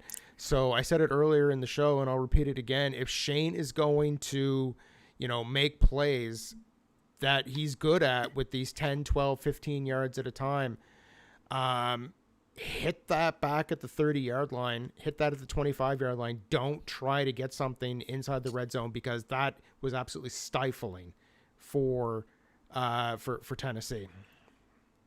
Now, we've talked a lot about Seattle and their game and how it's best to overcome it. Let's flip over to the opposite side here and dissect the Titans a little bit. I know when they demolished the Patriots and they were able to beat the Texans as well, it was a lot of defensive victories, a lot of interceptions, run back for touchdowns. By the time he intercepted it, it was in the end zone for me. It was in the end zone for Texas. Yep. And whoever intercepts it is still able to outrun the entire rest of the team and make it all the way back for a pick 6. Unreal. Yep. I think the defense of the Titans is a huge benefit that will be really interesting to see how Seattle combats that. Yeah, that Tennessee defense, it seems like those guys just have jetpacks on that field, because it seems as soon as they get their hands on a ball, either interception or fumble, they are like 20 yards ahead of any defensive player. Yeah. So I think when it comes down to it, you know, I don't want to be too harsh here when I say this, but Shane cannot make a mistake offensively today, because as soon as he does, and Langell, you can attest to this, and so can Meter, Rock's gonna make you pay on that scoreboard every single time, because, you know, does he have the biggest defense in the world? No, but they're quick and they are talented and they know how to take control of a game. Yeah, I'm pretty sure that the Titans have done some drafting from Jim Henson, because, you know, that defense is gonzo if they pick up the ball. Like, they are just back down the field, right? So you got to be careful on stuff like that. Yeah, and keep your chickens at home. That's right. Right, exactly. Most definitely. I think the big waka waka waka. The big thing for Tennessee though is I mean, yes, they've lost Derrick Henry, but their run game is absolutely on point. I kind of thought when I faced Tennessee in the conference final, I'm like, okay, great. I don't have to worry about Henry. I can focus on trying to shut down the pass. And unfortunately, Lewis raised his hand and said, don't forget about me, and took off down the field. There were 2 rushing touchdowns that were 75-yard touchdowns, because I just could not stop him. So, I mean, Seattle is basically, their primary threat is through the air. Tennessee's is definitely on the ground. I mean, both teams seem like they could have like a hold my beer type of moment. Like, you think that they're down and out, and then all of a sudden they're either in the end zone or they're on the cusp or in the red hot zone. It's really incredible how both these guys can take advantage on either mistakes or just when they have control of the ball in general. I can't get over how many interceptions were actually pick sixes. They weren't intercepted and stopped. It's like intercepted and gone. I would love to pull out stats on this, and I don't have it in front of me, but that's make a note for next season. Offensive points scored versus defensive points scored. I would love to see what that ratio is, especially in Tennessee. How many of their points overall for the season came from their defense? Yeah, Tennessee really is like Randy Orton. That thing just comes out of nowhere, man. Like, They just hate you. And then it really, you think sometimes it might be an EA glitch because it's like, oh, they intercepted it at the 30-yard line. Oh crap, they're at the 80. It's like, it's just incredible to see sometimes how quickly Rock and that Tennessee defense can turn things around when things look the bleakest for them. Like it's really astonishing. Oh yeah, for sure. It threw me. It caught me off guard. I mean, I'm used to throwing interceptions. It's kind of like my second trademark. But what I wasn't ready for was giving up points from that actual interception. I can throw an interception and fight them back down the field. And sometimes I win, most times I lose. But Tennessee was like, "Thank you, 6 points." There was no second chance. So you're right. You can't take a chance on Tennessee because you will get burned. I think Shane's saving grace here as well today is that Shane has some really good speed on his side of the field as well. I think that's why his receivers are able to catch those big bombs as well, because they're able to get ahead of the defense a lot of the time. So I think that's going to be an interesting dynamic for Shane as well, is that maybe Rock does get an interception and maybe those Jets are a little bit cooled when they have somebody else behind them that can kick in those afterburners. Yeah, I agree. 100% agree. All right, mind if I say something real quick here about Tennessee here? Yeah, sure. Go ahead. So we're all talking about, the interceptions on the defensive side and everything else like this. After going over the stats and whatnot, not counting week 16 because it's not, up here. Unfortunately, Mariota only has 6 games where he did not throw an interception, which is rough. That's something that you're not supposed to see. That's not gonna help him in this game. He's gonna have to protect the ball and he's gonna have to figure something out. And there's only 5 games all season from 1 to 15 where they did not allow a sack for Tennessee. That's also going to be big. That offensive line, Rockman's going to have to adjust the offensive line and kind of protect the weak side, maybe do a little rollout and kind of protect Mariota so he doesn't take a sack. And out of the 15 games that are on here, 5 of them, he had more interceptions thrown than touchdowns. So that's also something to look at. It's huge. And it's going to be, he's not going to be able to have Mariota step out of the pocket and run. I mean, because out of the 1, 2, 3, 4, 5, 6, 7, 8 games that he attempted a rush with Mariota, only 2 of those games he had positive yards. The rest were all negative, which unfortunately is not going to win you a championship. But yet here he is going against Seattle. And everyone's talking about Derrick Henry being out and everything else like this. Now you got Lewis as the backup running back. And let me tell you, week 1, as a backup running back to Derrick Henry, he had 122 yards, 1 broken tackle on 12 attempts with 2 touchdowns and 2 20-plus yard runs. And we all know how hard it is to run in the in Madden. So to get 2 20-plus yards is amazing. And being a backup running back to Henry, and then through the whole entire season, he ended up with 5 20-plus, rushes, which is very impressive. And then, unfortunately, he did have the 1 bad game, and that was in week 5, 3 rushing attempts, minus 1 yard. But Lewis is no joke. We're going to see how he's going to do.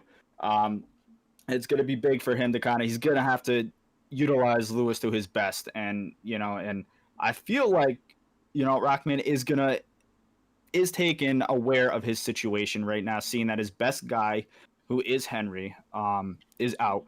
So he's going to have to spread the ball out, protect the ball with Mariota, and just kind of figure out a game plan that's going to work for him. But it's going to be tough. Like I say, he's going to have to kind of slide his protection a little, because we've all seen how fast Seattle's defense is and how often they do send a little bit of pressure, 1 or 2 guys here and there, and just the number of sacks that he allowed. I mean, he had 4 in week 1, which is the most sacks that he's allowed all season. It's going to be interesting. And then for both these guys, the last time they lost was in week 9. So it's been a very long time since both these teams have lost. So, they're used to winning, and it's going to be a shootout. And like I said before, I feel like it's going to be the first person that makes a mistake, unfortunately, is going to feel it, and unfortunately probably end up losing the game. Yeah, that sounds. You took my stats and brought them back like a professor. That was incredible. Thank you for doing that. Appreciate that. But yeah, no, I mean, that's expert analysis. I mean, that is way in depth, and it really breaks down the game within the game. So thank you so much for that, Irish Bear. That was phenomenal. You mentioned that neither team has lost since week 9. Looking here, Seattle lost twice all this season. Once in week 6 to the Cleveland Browns. They lost 46-34, which was, and if you remember, Cleveland was the top team in the league. So, I mean, that is a, looking at Cleveland's season, that doesn't seem overly surprising. And then, as that was a blowout, then you look in week 9, it was 14-7 for Tampa Bay. So a tale of two games, right? One was a shootout and one was like an absolute defensive masterpiece, 14-7. So Seattle has been on both sides of the coin on that one. Now, if you look at the Titans, they lost 4 times this season. None of which were to the Texans, I might add. They lost 2015 again to Cleveland. So Cleveland seems to be the kryptonite to both teams right now. They lost to the computer 24-11 in week 3 with Jacksonville. Tampa Bay beat them 24-21, which is a very close game. So what's interesting about this is both teams in the championship final today, both have a loss against Cleveland and Tampa. That's a digging into the weeds and finding a hidden stat there. And their final loss was in week 9, 38-13 to Carolina. So when you look at that, I mean, those games are kind of all over the place. But yeah, the interesting fact that comes out of it is the fact that both teams had problems with both Cleveland and Tampa Bay. So in some ways, maybe these teams are more similar and closer together than we thought. So would that be a question of whatever it is that Cleveland and Tampa Bay were doing defensively was able to kind of keep, Wilson in check in terms of what they were running? Because that seems to be the case. I remember watching the second game, the 14-7 game against Tampa Bay, and that was certainly the case. They were just able to keep him in check and keep him from scrambling. Mm-hmm. So I'm not sure. I can't remember what kind of their default defenses are, but it would seem to me that's probably what they would have in common. Yeah, that seems to make sense. And plus, both of those owners play in another league together and have a lot of experience as well. So, I mean, it's a possibility, but it's I don't know right off the bat what their defensive schemes are, but it seems that both Cleveland and Tampa have figured out both Seattle and Tennessee. So if I was Rock or I was Shane, I'd be getting on the phone right now and seeing if anyone's available to give me some last-minute tips, and I'd be calling Newfoundland in both cases to see if I can get an answer on that one. Yeah, I would definitely go talk to Tampa Bay real fast and see, what you did there, because looking at the 2 losses there for Seattle, Cleveland was a shootout, 46-34, like you said, high-scoring game. So obviously there was no defense to be found.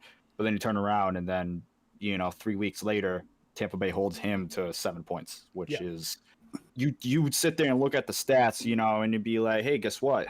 Tampa Bay held Seattle to 7 points, and somebody's going to think you're joking. Yeah. So definitely needs to somehow go back, look at that game, see exactly what Tampa Bay did, see how they played it. I kind of wish I saw that before, because I totally would have dissected the heck out of that game and kind of figured out a mini game plan for him to possibly figure out what to do in that. Yeah.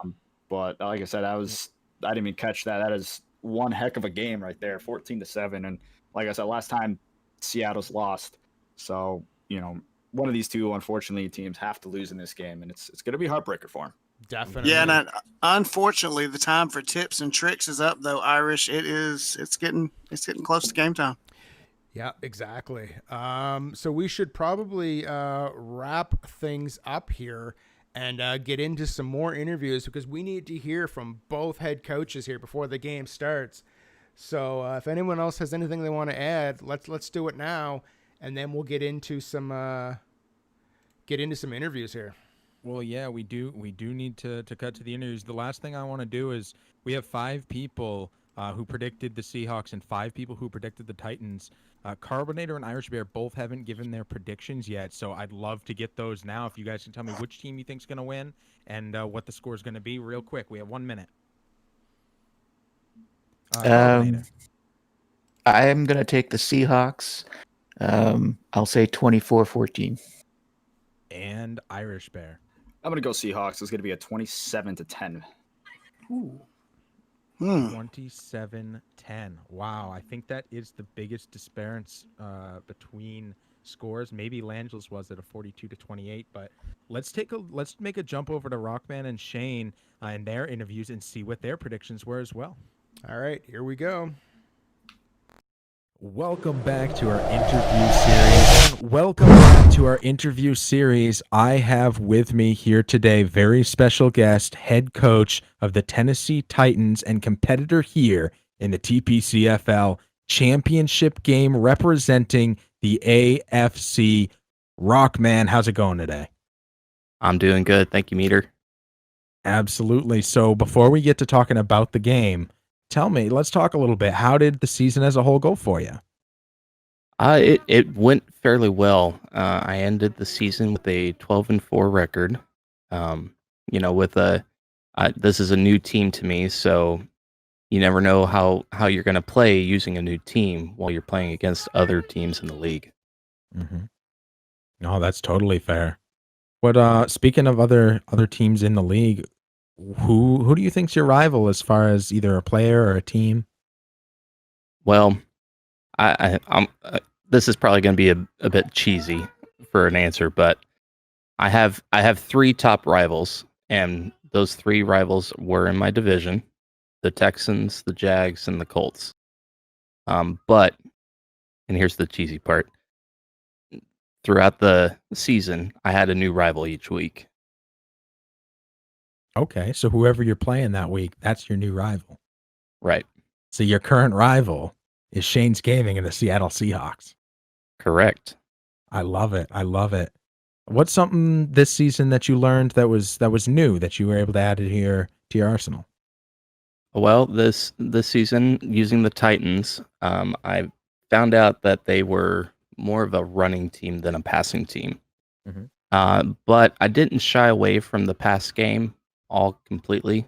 You want to keep your rivals, as we have come to say, guessing to what you want them to defend against. Yeah. All right. What's something that the Titans did well this season? Knowing when to run and knowing when to pass. Yeah. When I found out that my running backs got tired, I would change it up and do a passing play. And, vice versa. The same thing was true for my running schemes. Fair enough. It's a huge part of the game, and something a lot of people can learn from you. What's something that you plan on working on going into season 8? Getting my timing down for passing, definitely. Just like a lot of us throughout this season, we all had a handful of interceptions, myself included, and some of those interceptions I wish I could have taken back. Yeah. Okay. Definitely a fair assessment, and really interested to see how your team continues to grow. And you had such a good season. Now it took you all the way to the reason we're here today, the TPCFL championship game. So tell me, and this may be an obvious question or an obvious answer from you, but what's your prediction for the game today? Who's going to win, and what's the final score? Well, I'm not going to predict any score per se. I'm just going to hope that we have a good, close game between both me and Shane. And since this is my first appearance in the TPCFL Championship, I plan to bring my A game. Well, fair enough. I'm really excited to see what happens here, and I want to thank you for being a part of the league. Congratulations on making it to the big game. Good luck, and thanks for doing the interview. Thank you for having me.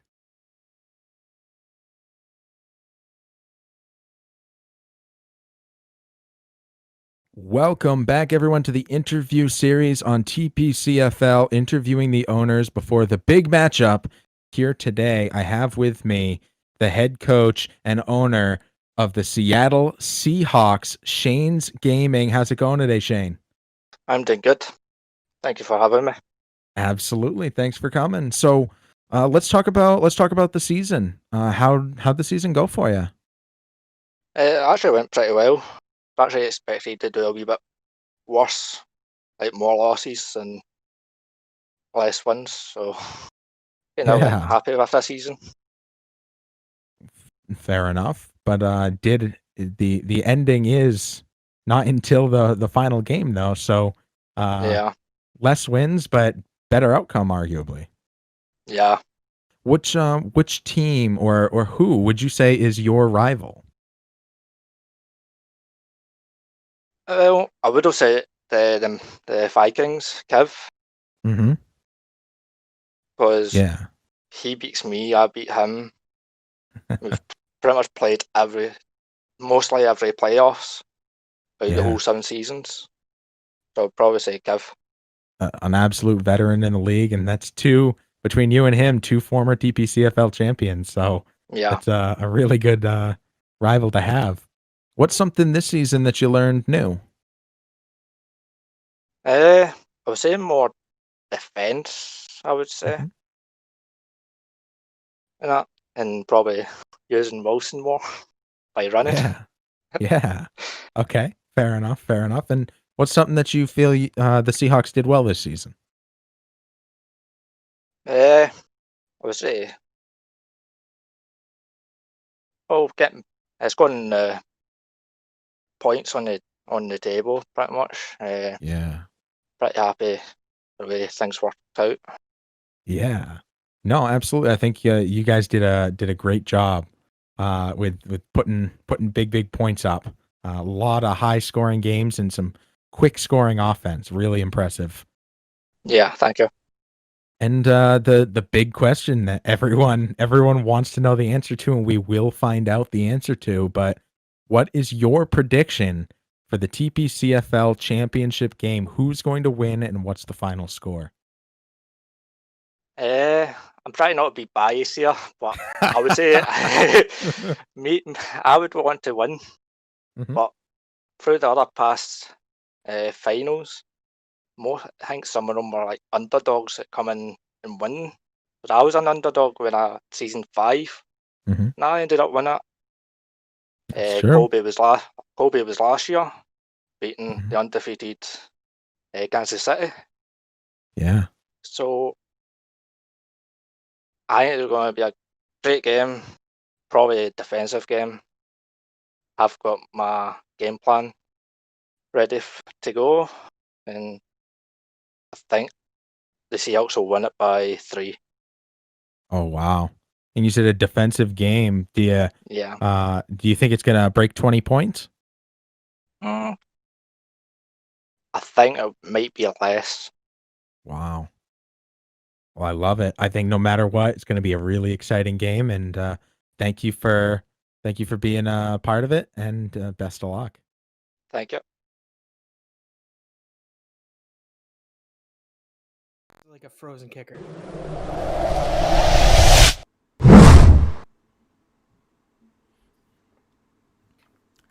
Ladies and gentlemen, we are back. It is almost go time, and I'm going to hand over the reins to the voice of the TPCFL, Meter. What are your thoughts? We're only 7 minutes away from the championship game. What do you think? 7 short minutes. This has been in the works, like you said, 17 regular season weeks, playoffs, pregame show, all the hype, all the buildup coming down to this.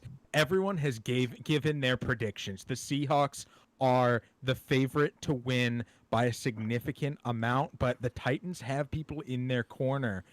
So this is going to be an absolutely fascinating game. A lot of people said that this is going to be over 40 total points, and a lot of people said it is going to be a very, very close game, and I think no matter what happens, this is going to be the biggest game of Season 7 right here today, the TPCFL Championship.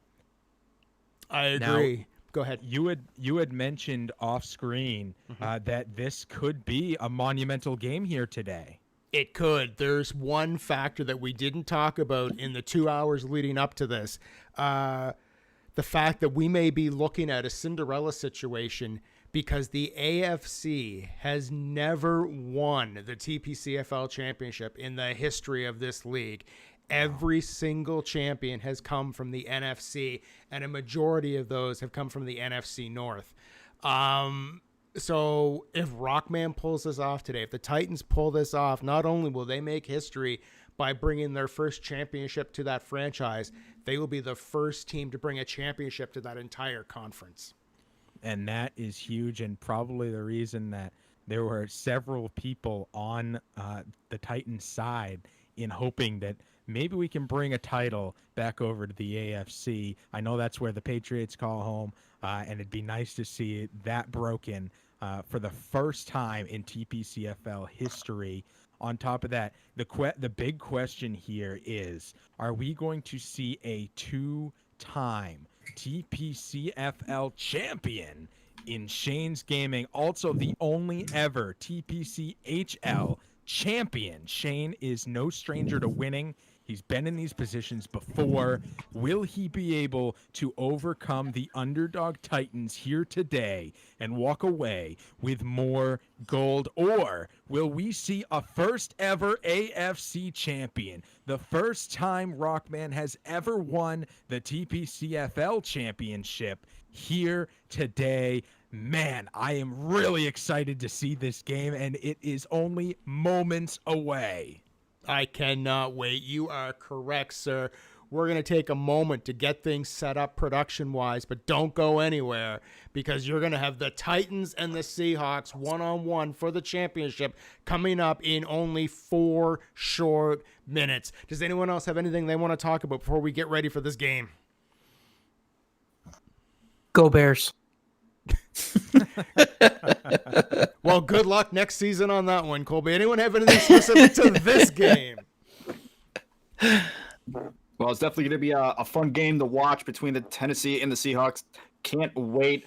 Definitely highly anticipated, and feel like the Seahawks are going to come away with this win. So good luck to them, and hopefully the loser isn't too sore about it. Understood. And again, stay tuned after the game. Not only will we have analysis of the game and interviews with both head coaches, we have some huge announcements coming up after the game. So don't go anywhere. We're going to end this stream, get things set up. We're coming back. It's the TPCFL Championship, Titans, Seahawks, coming up next.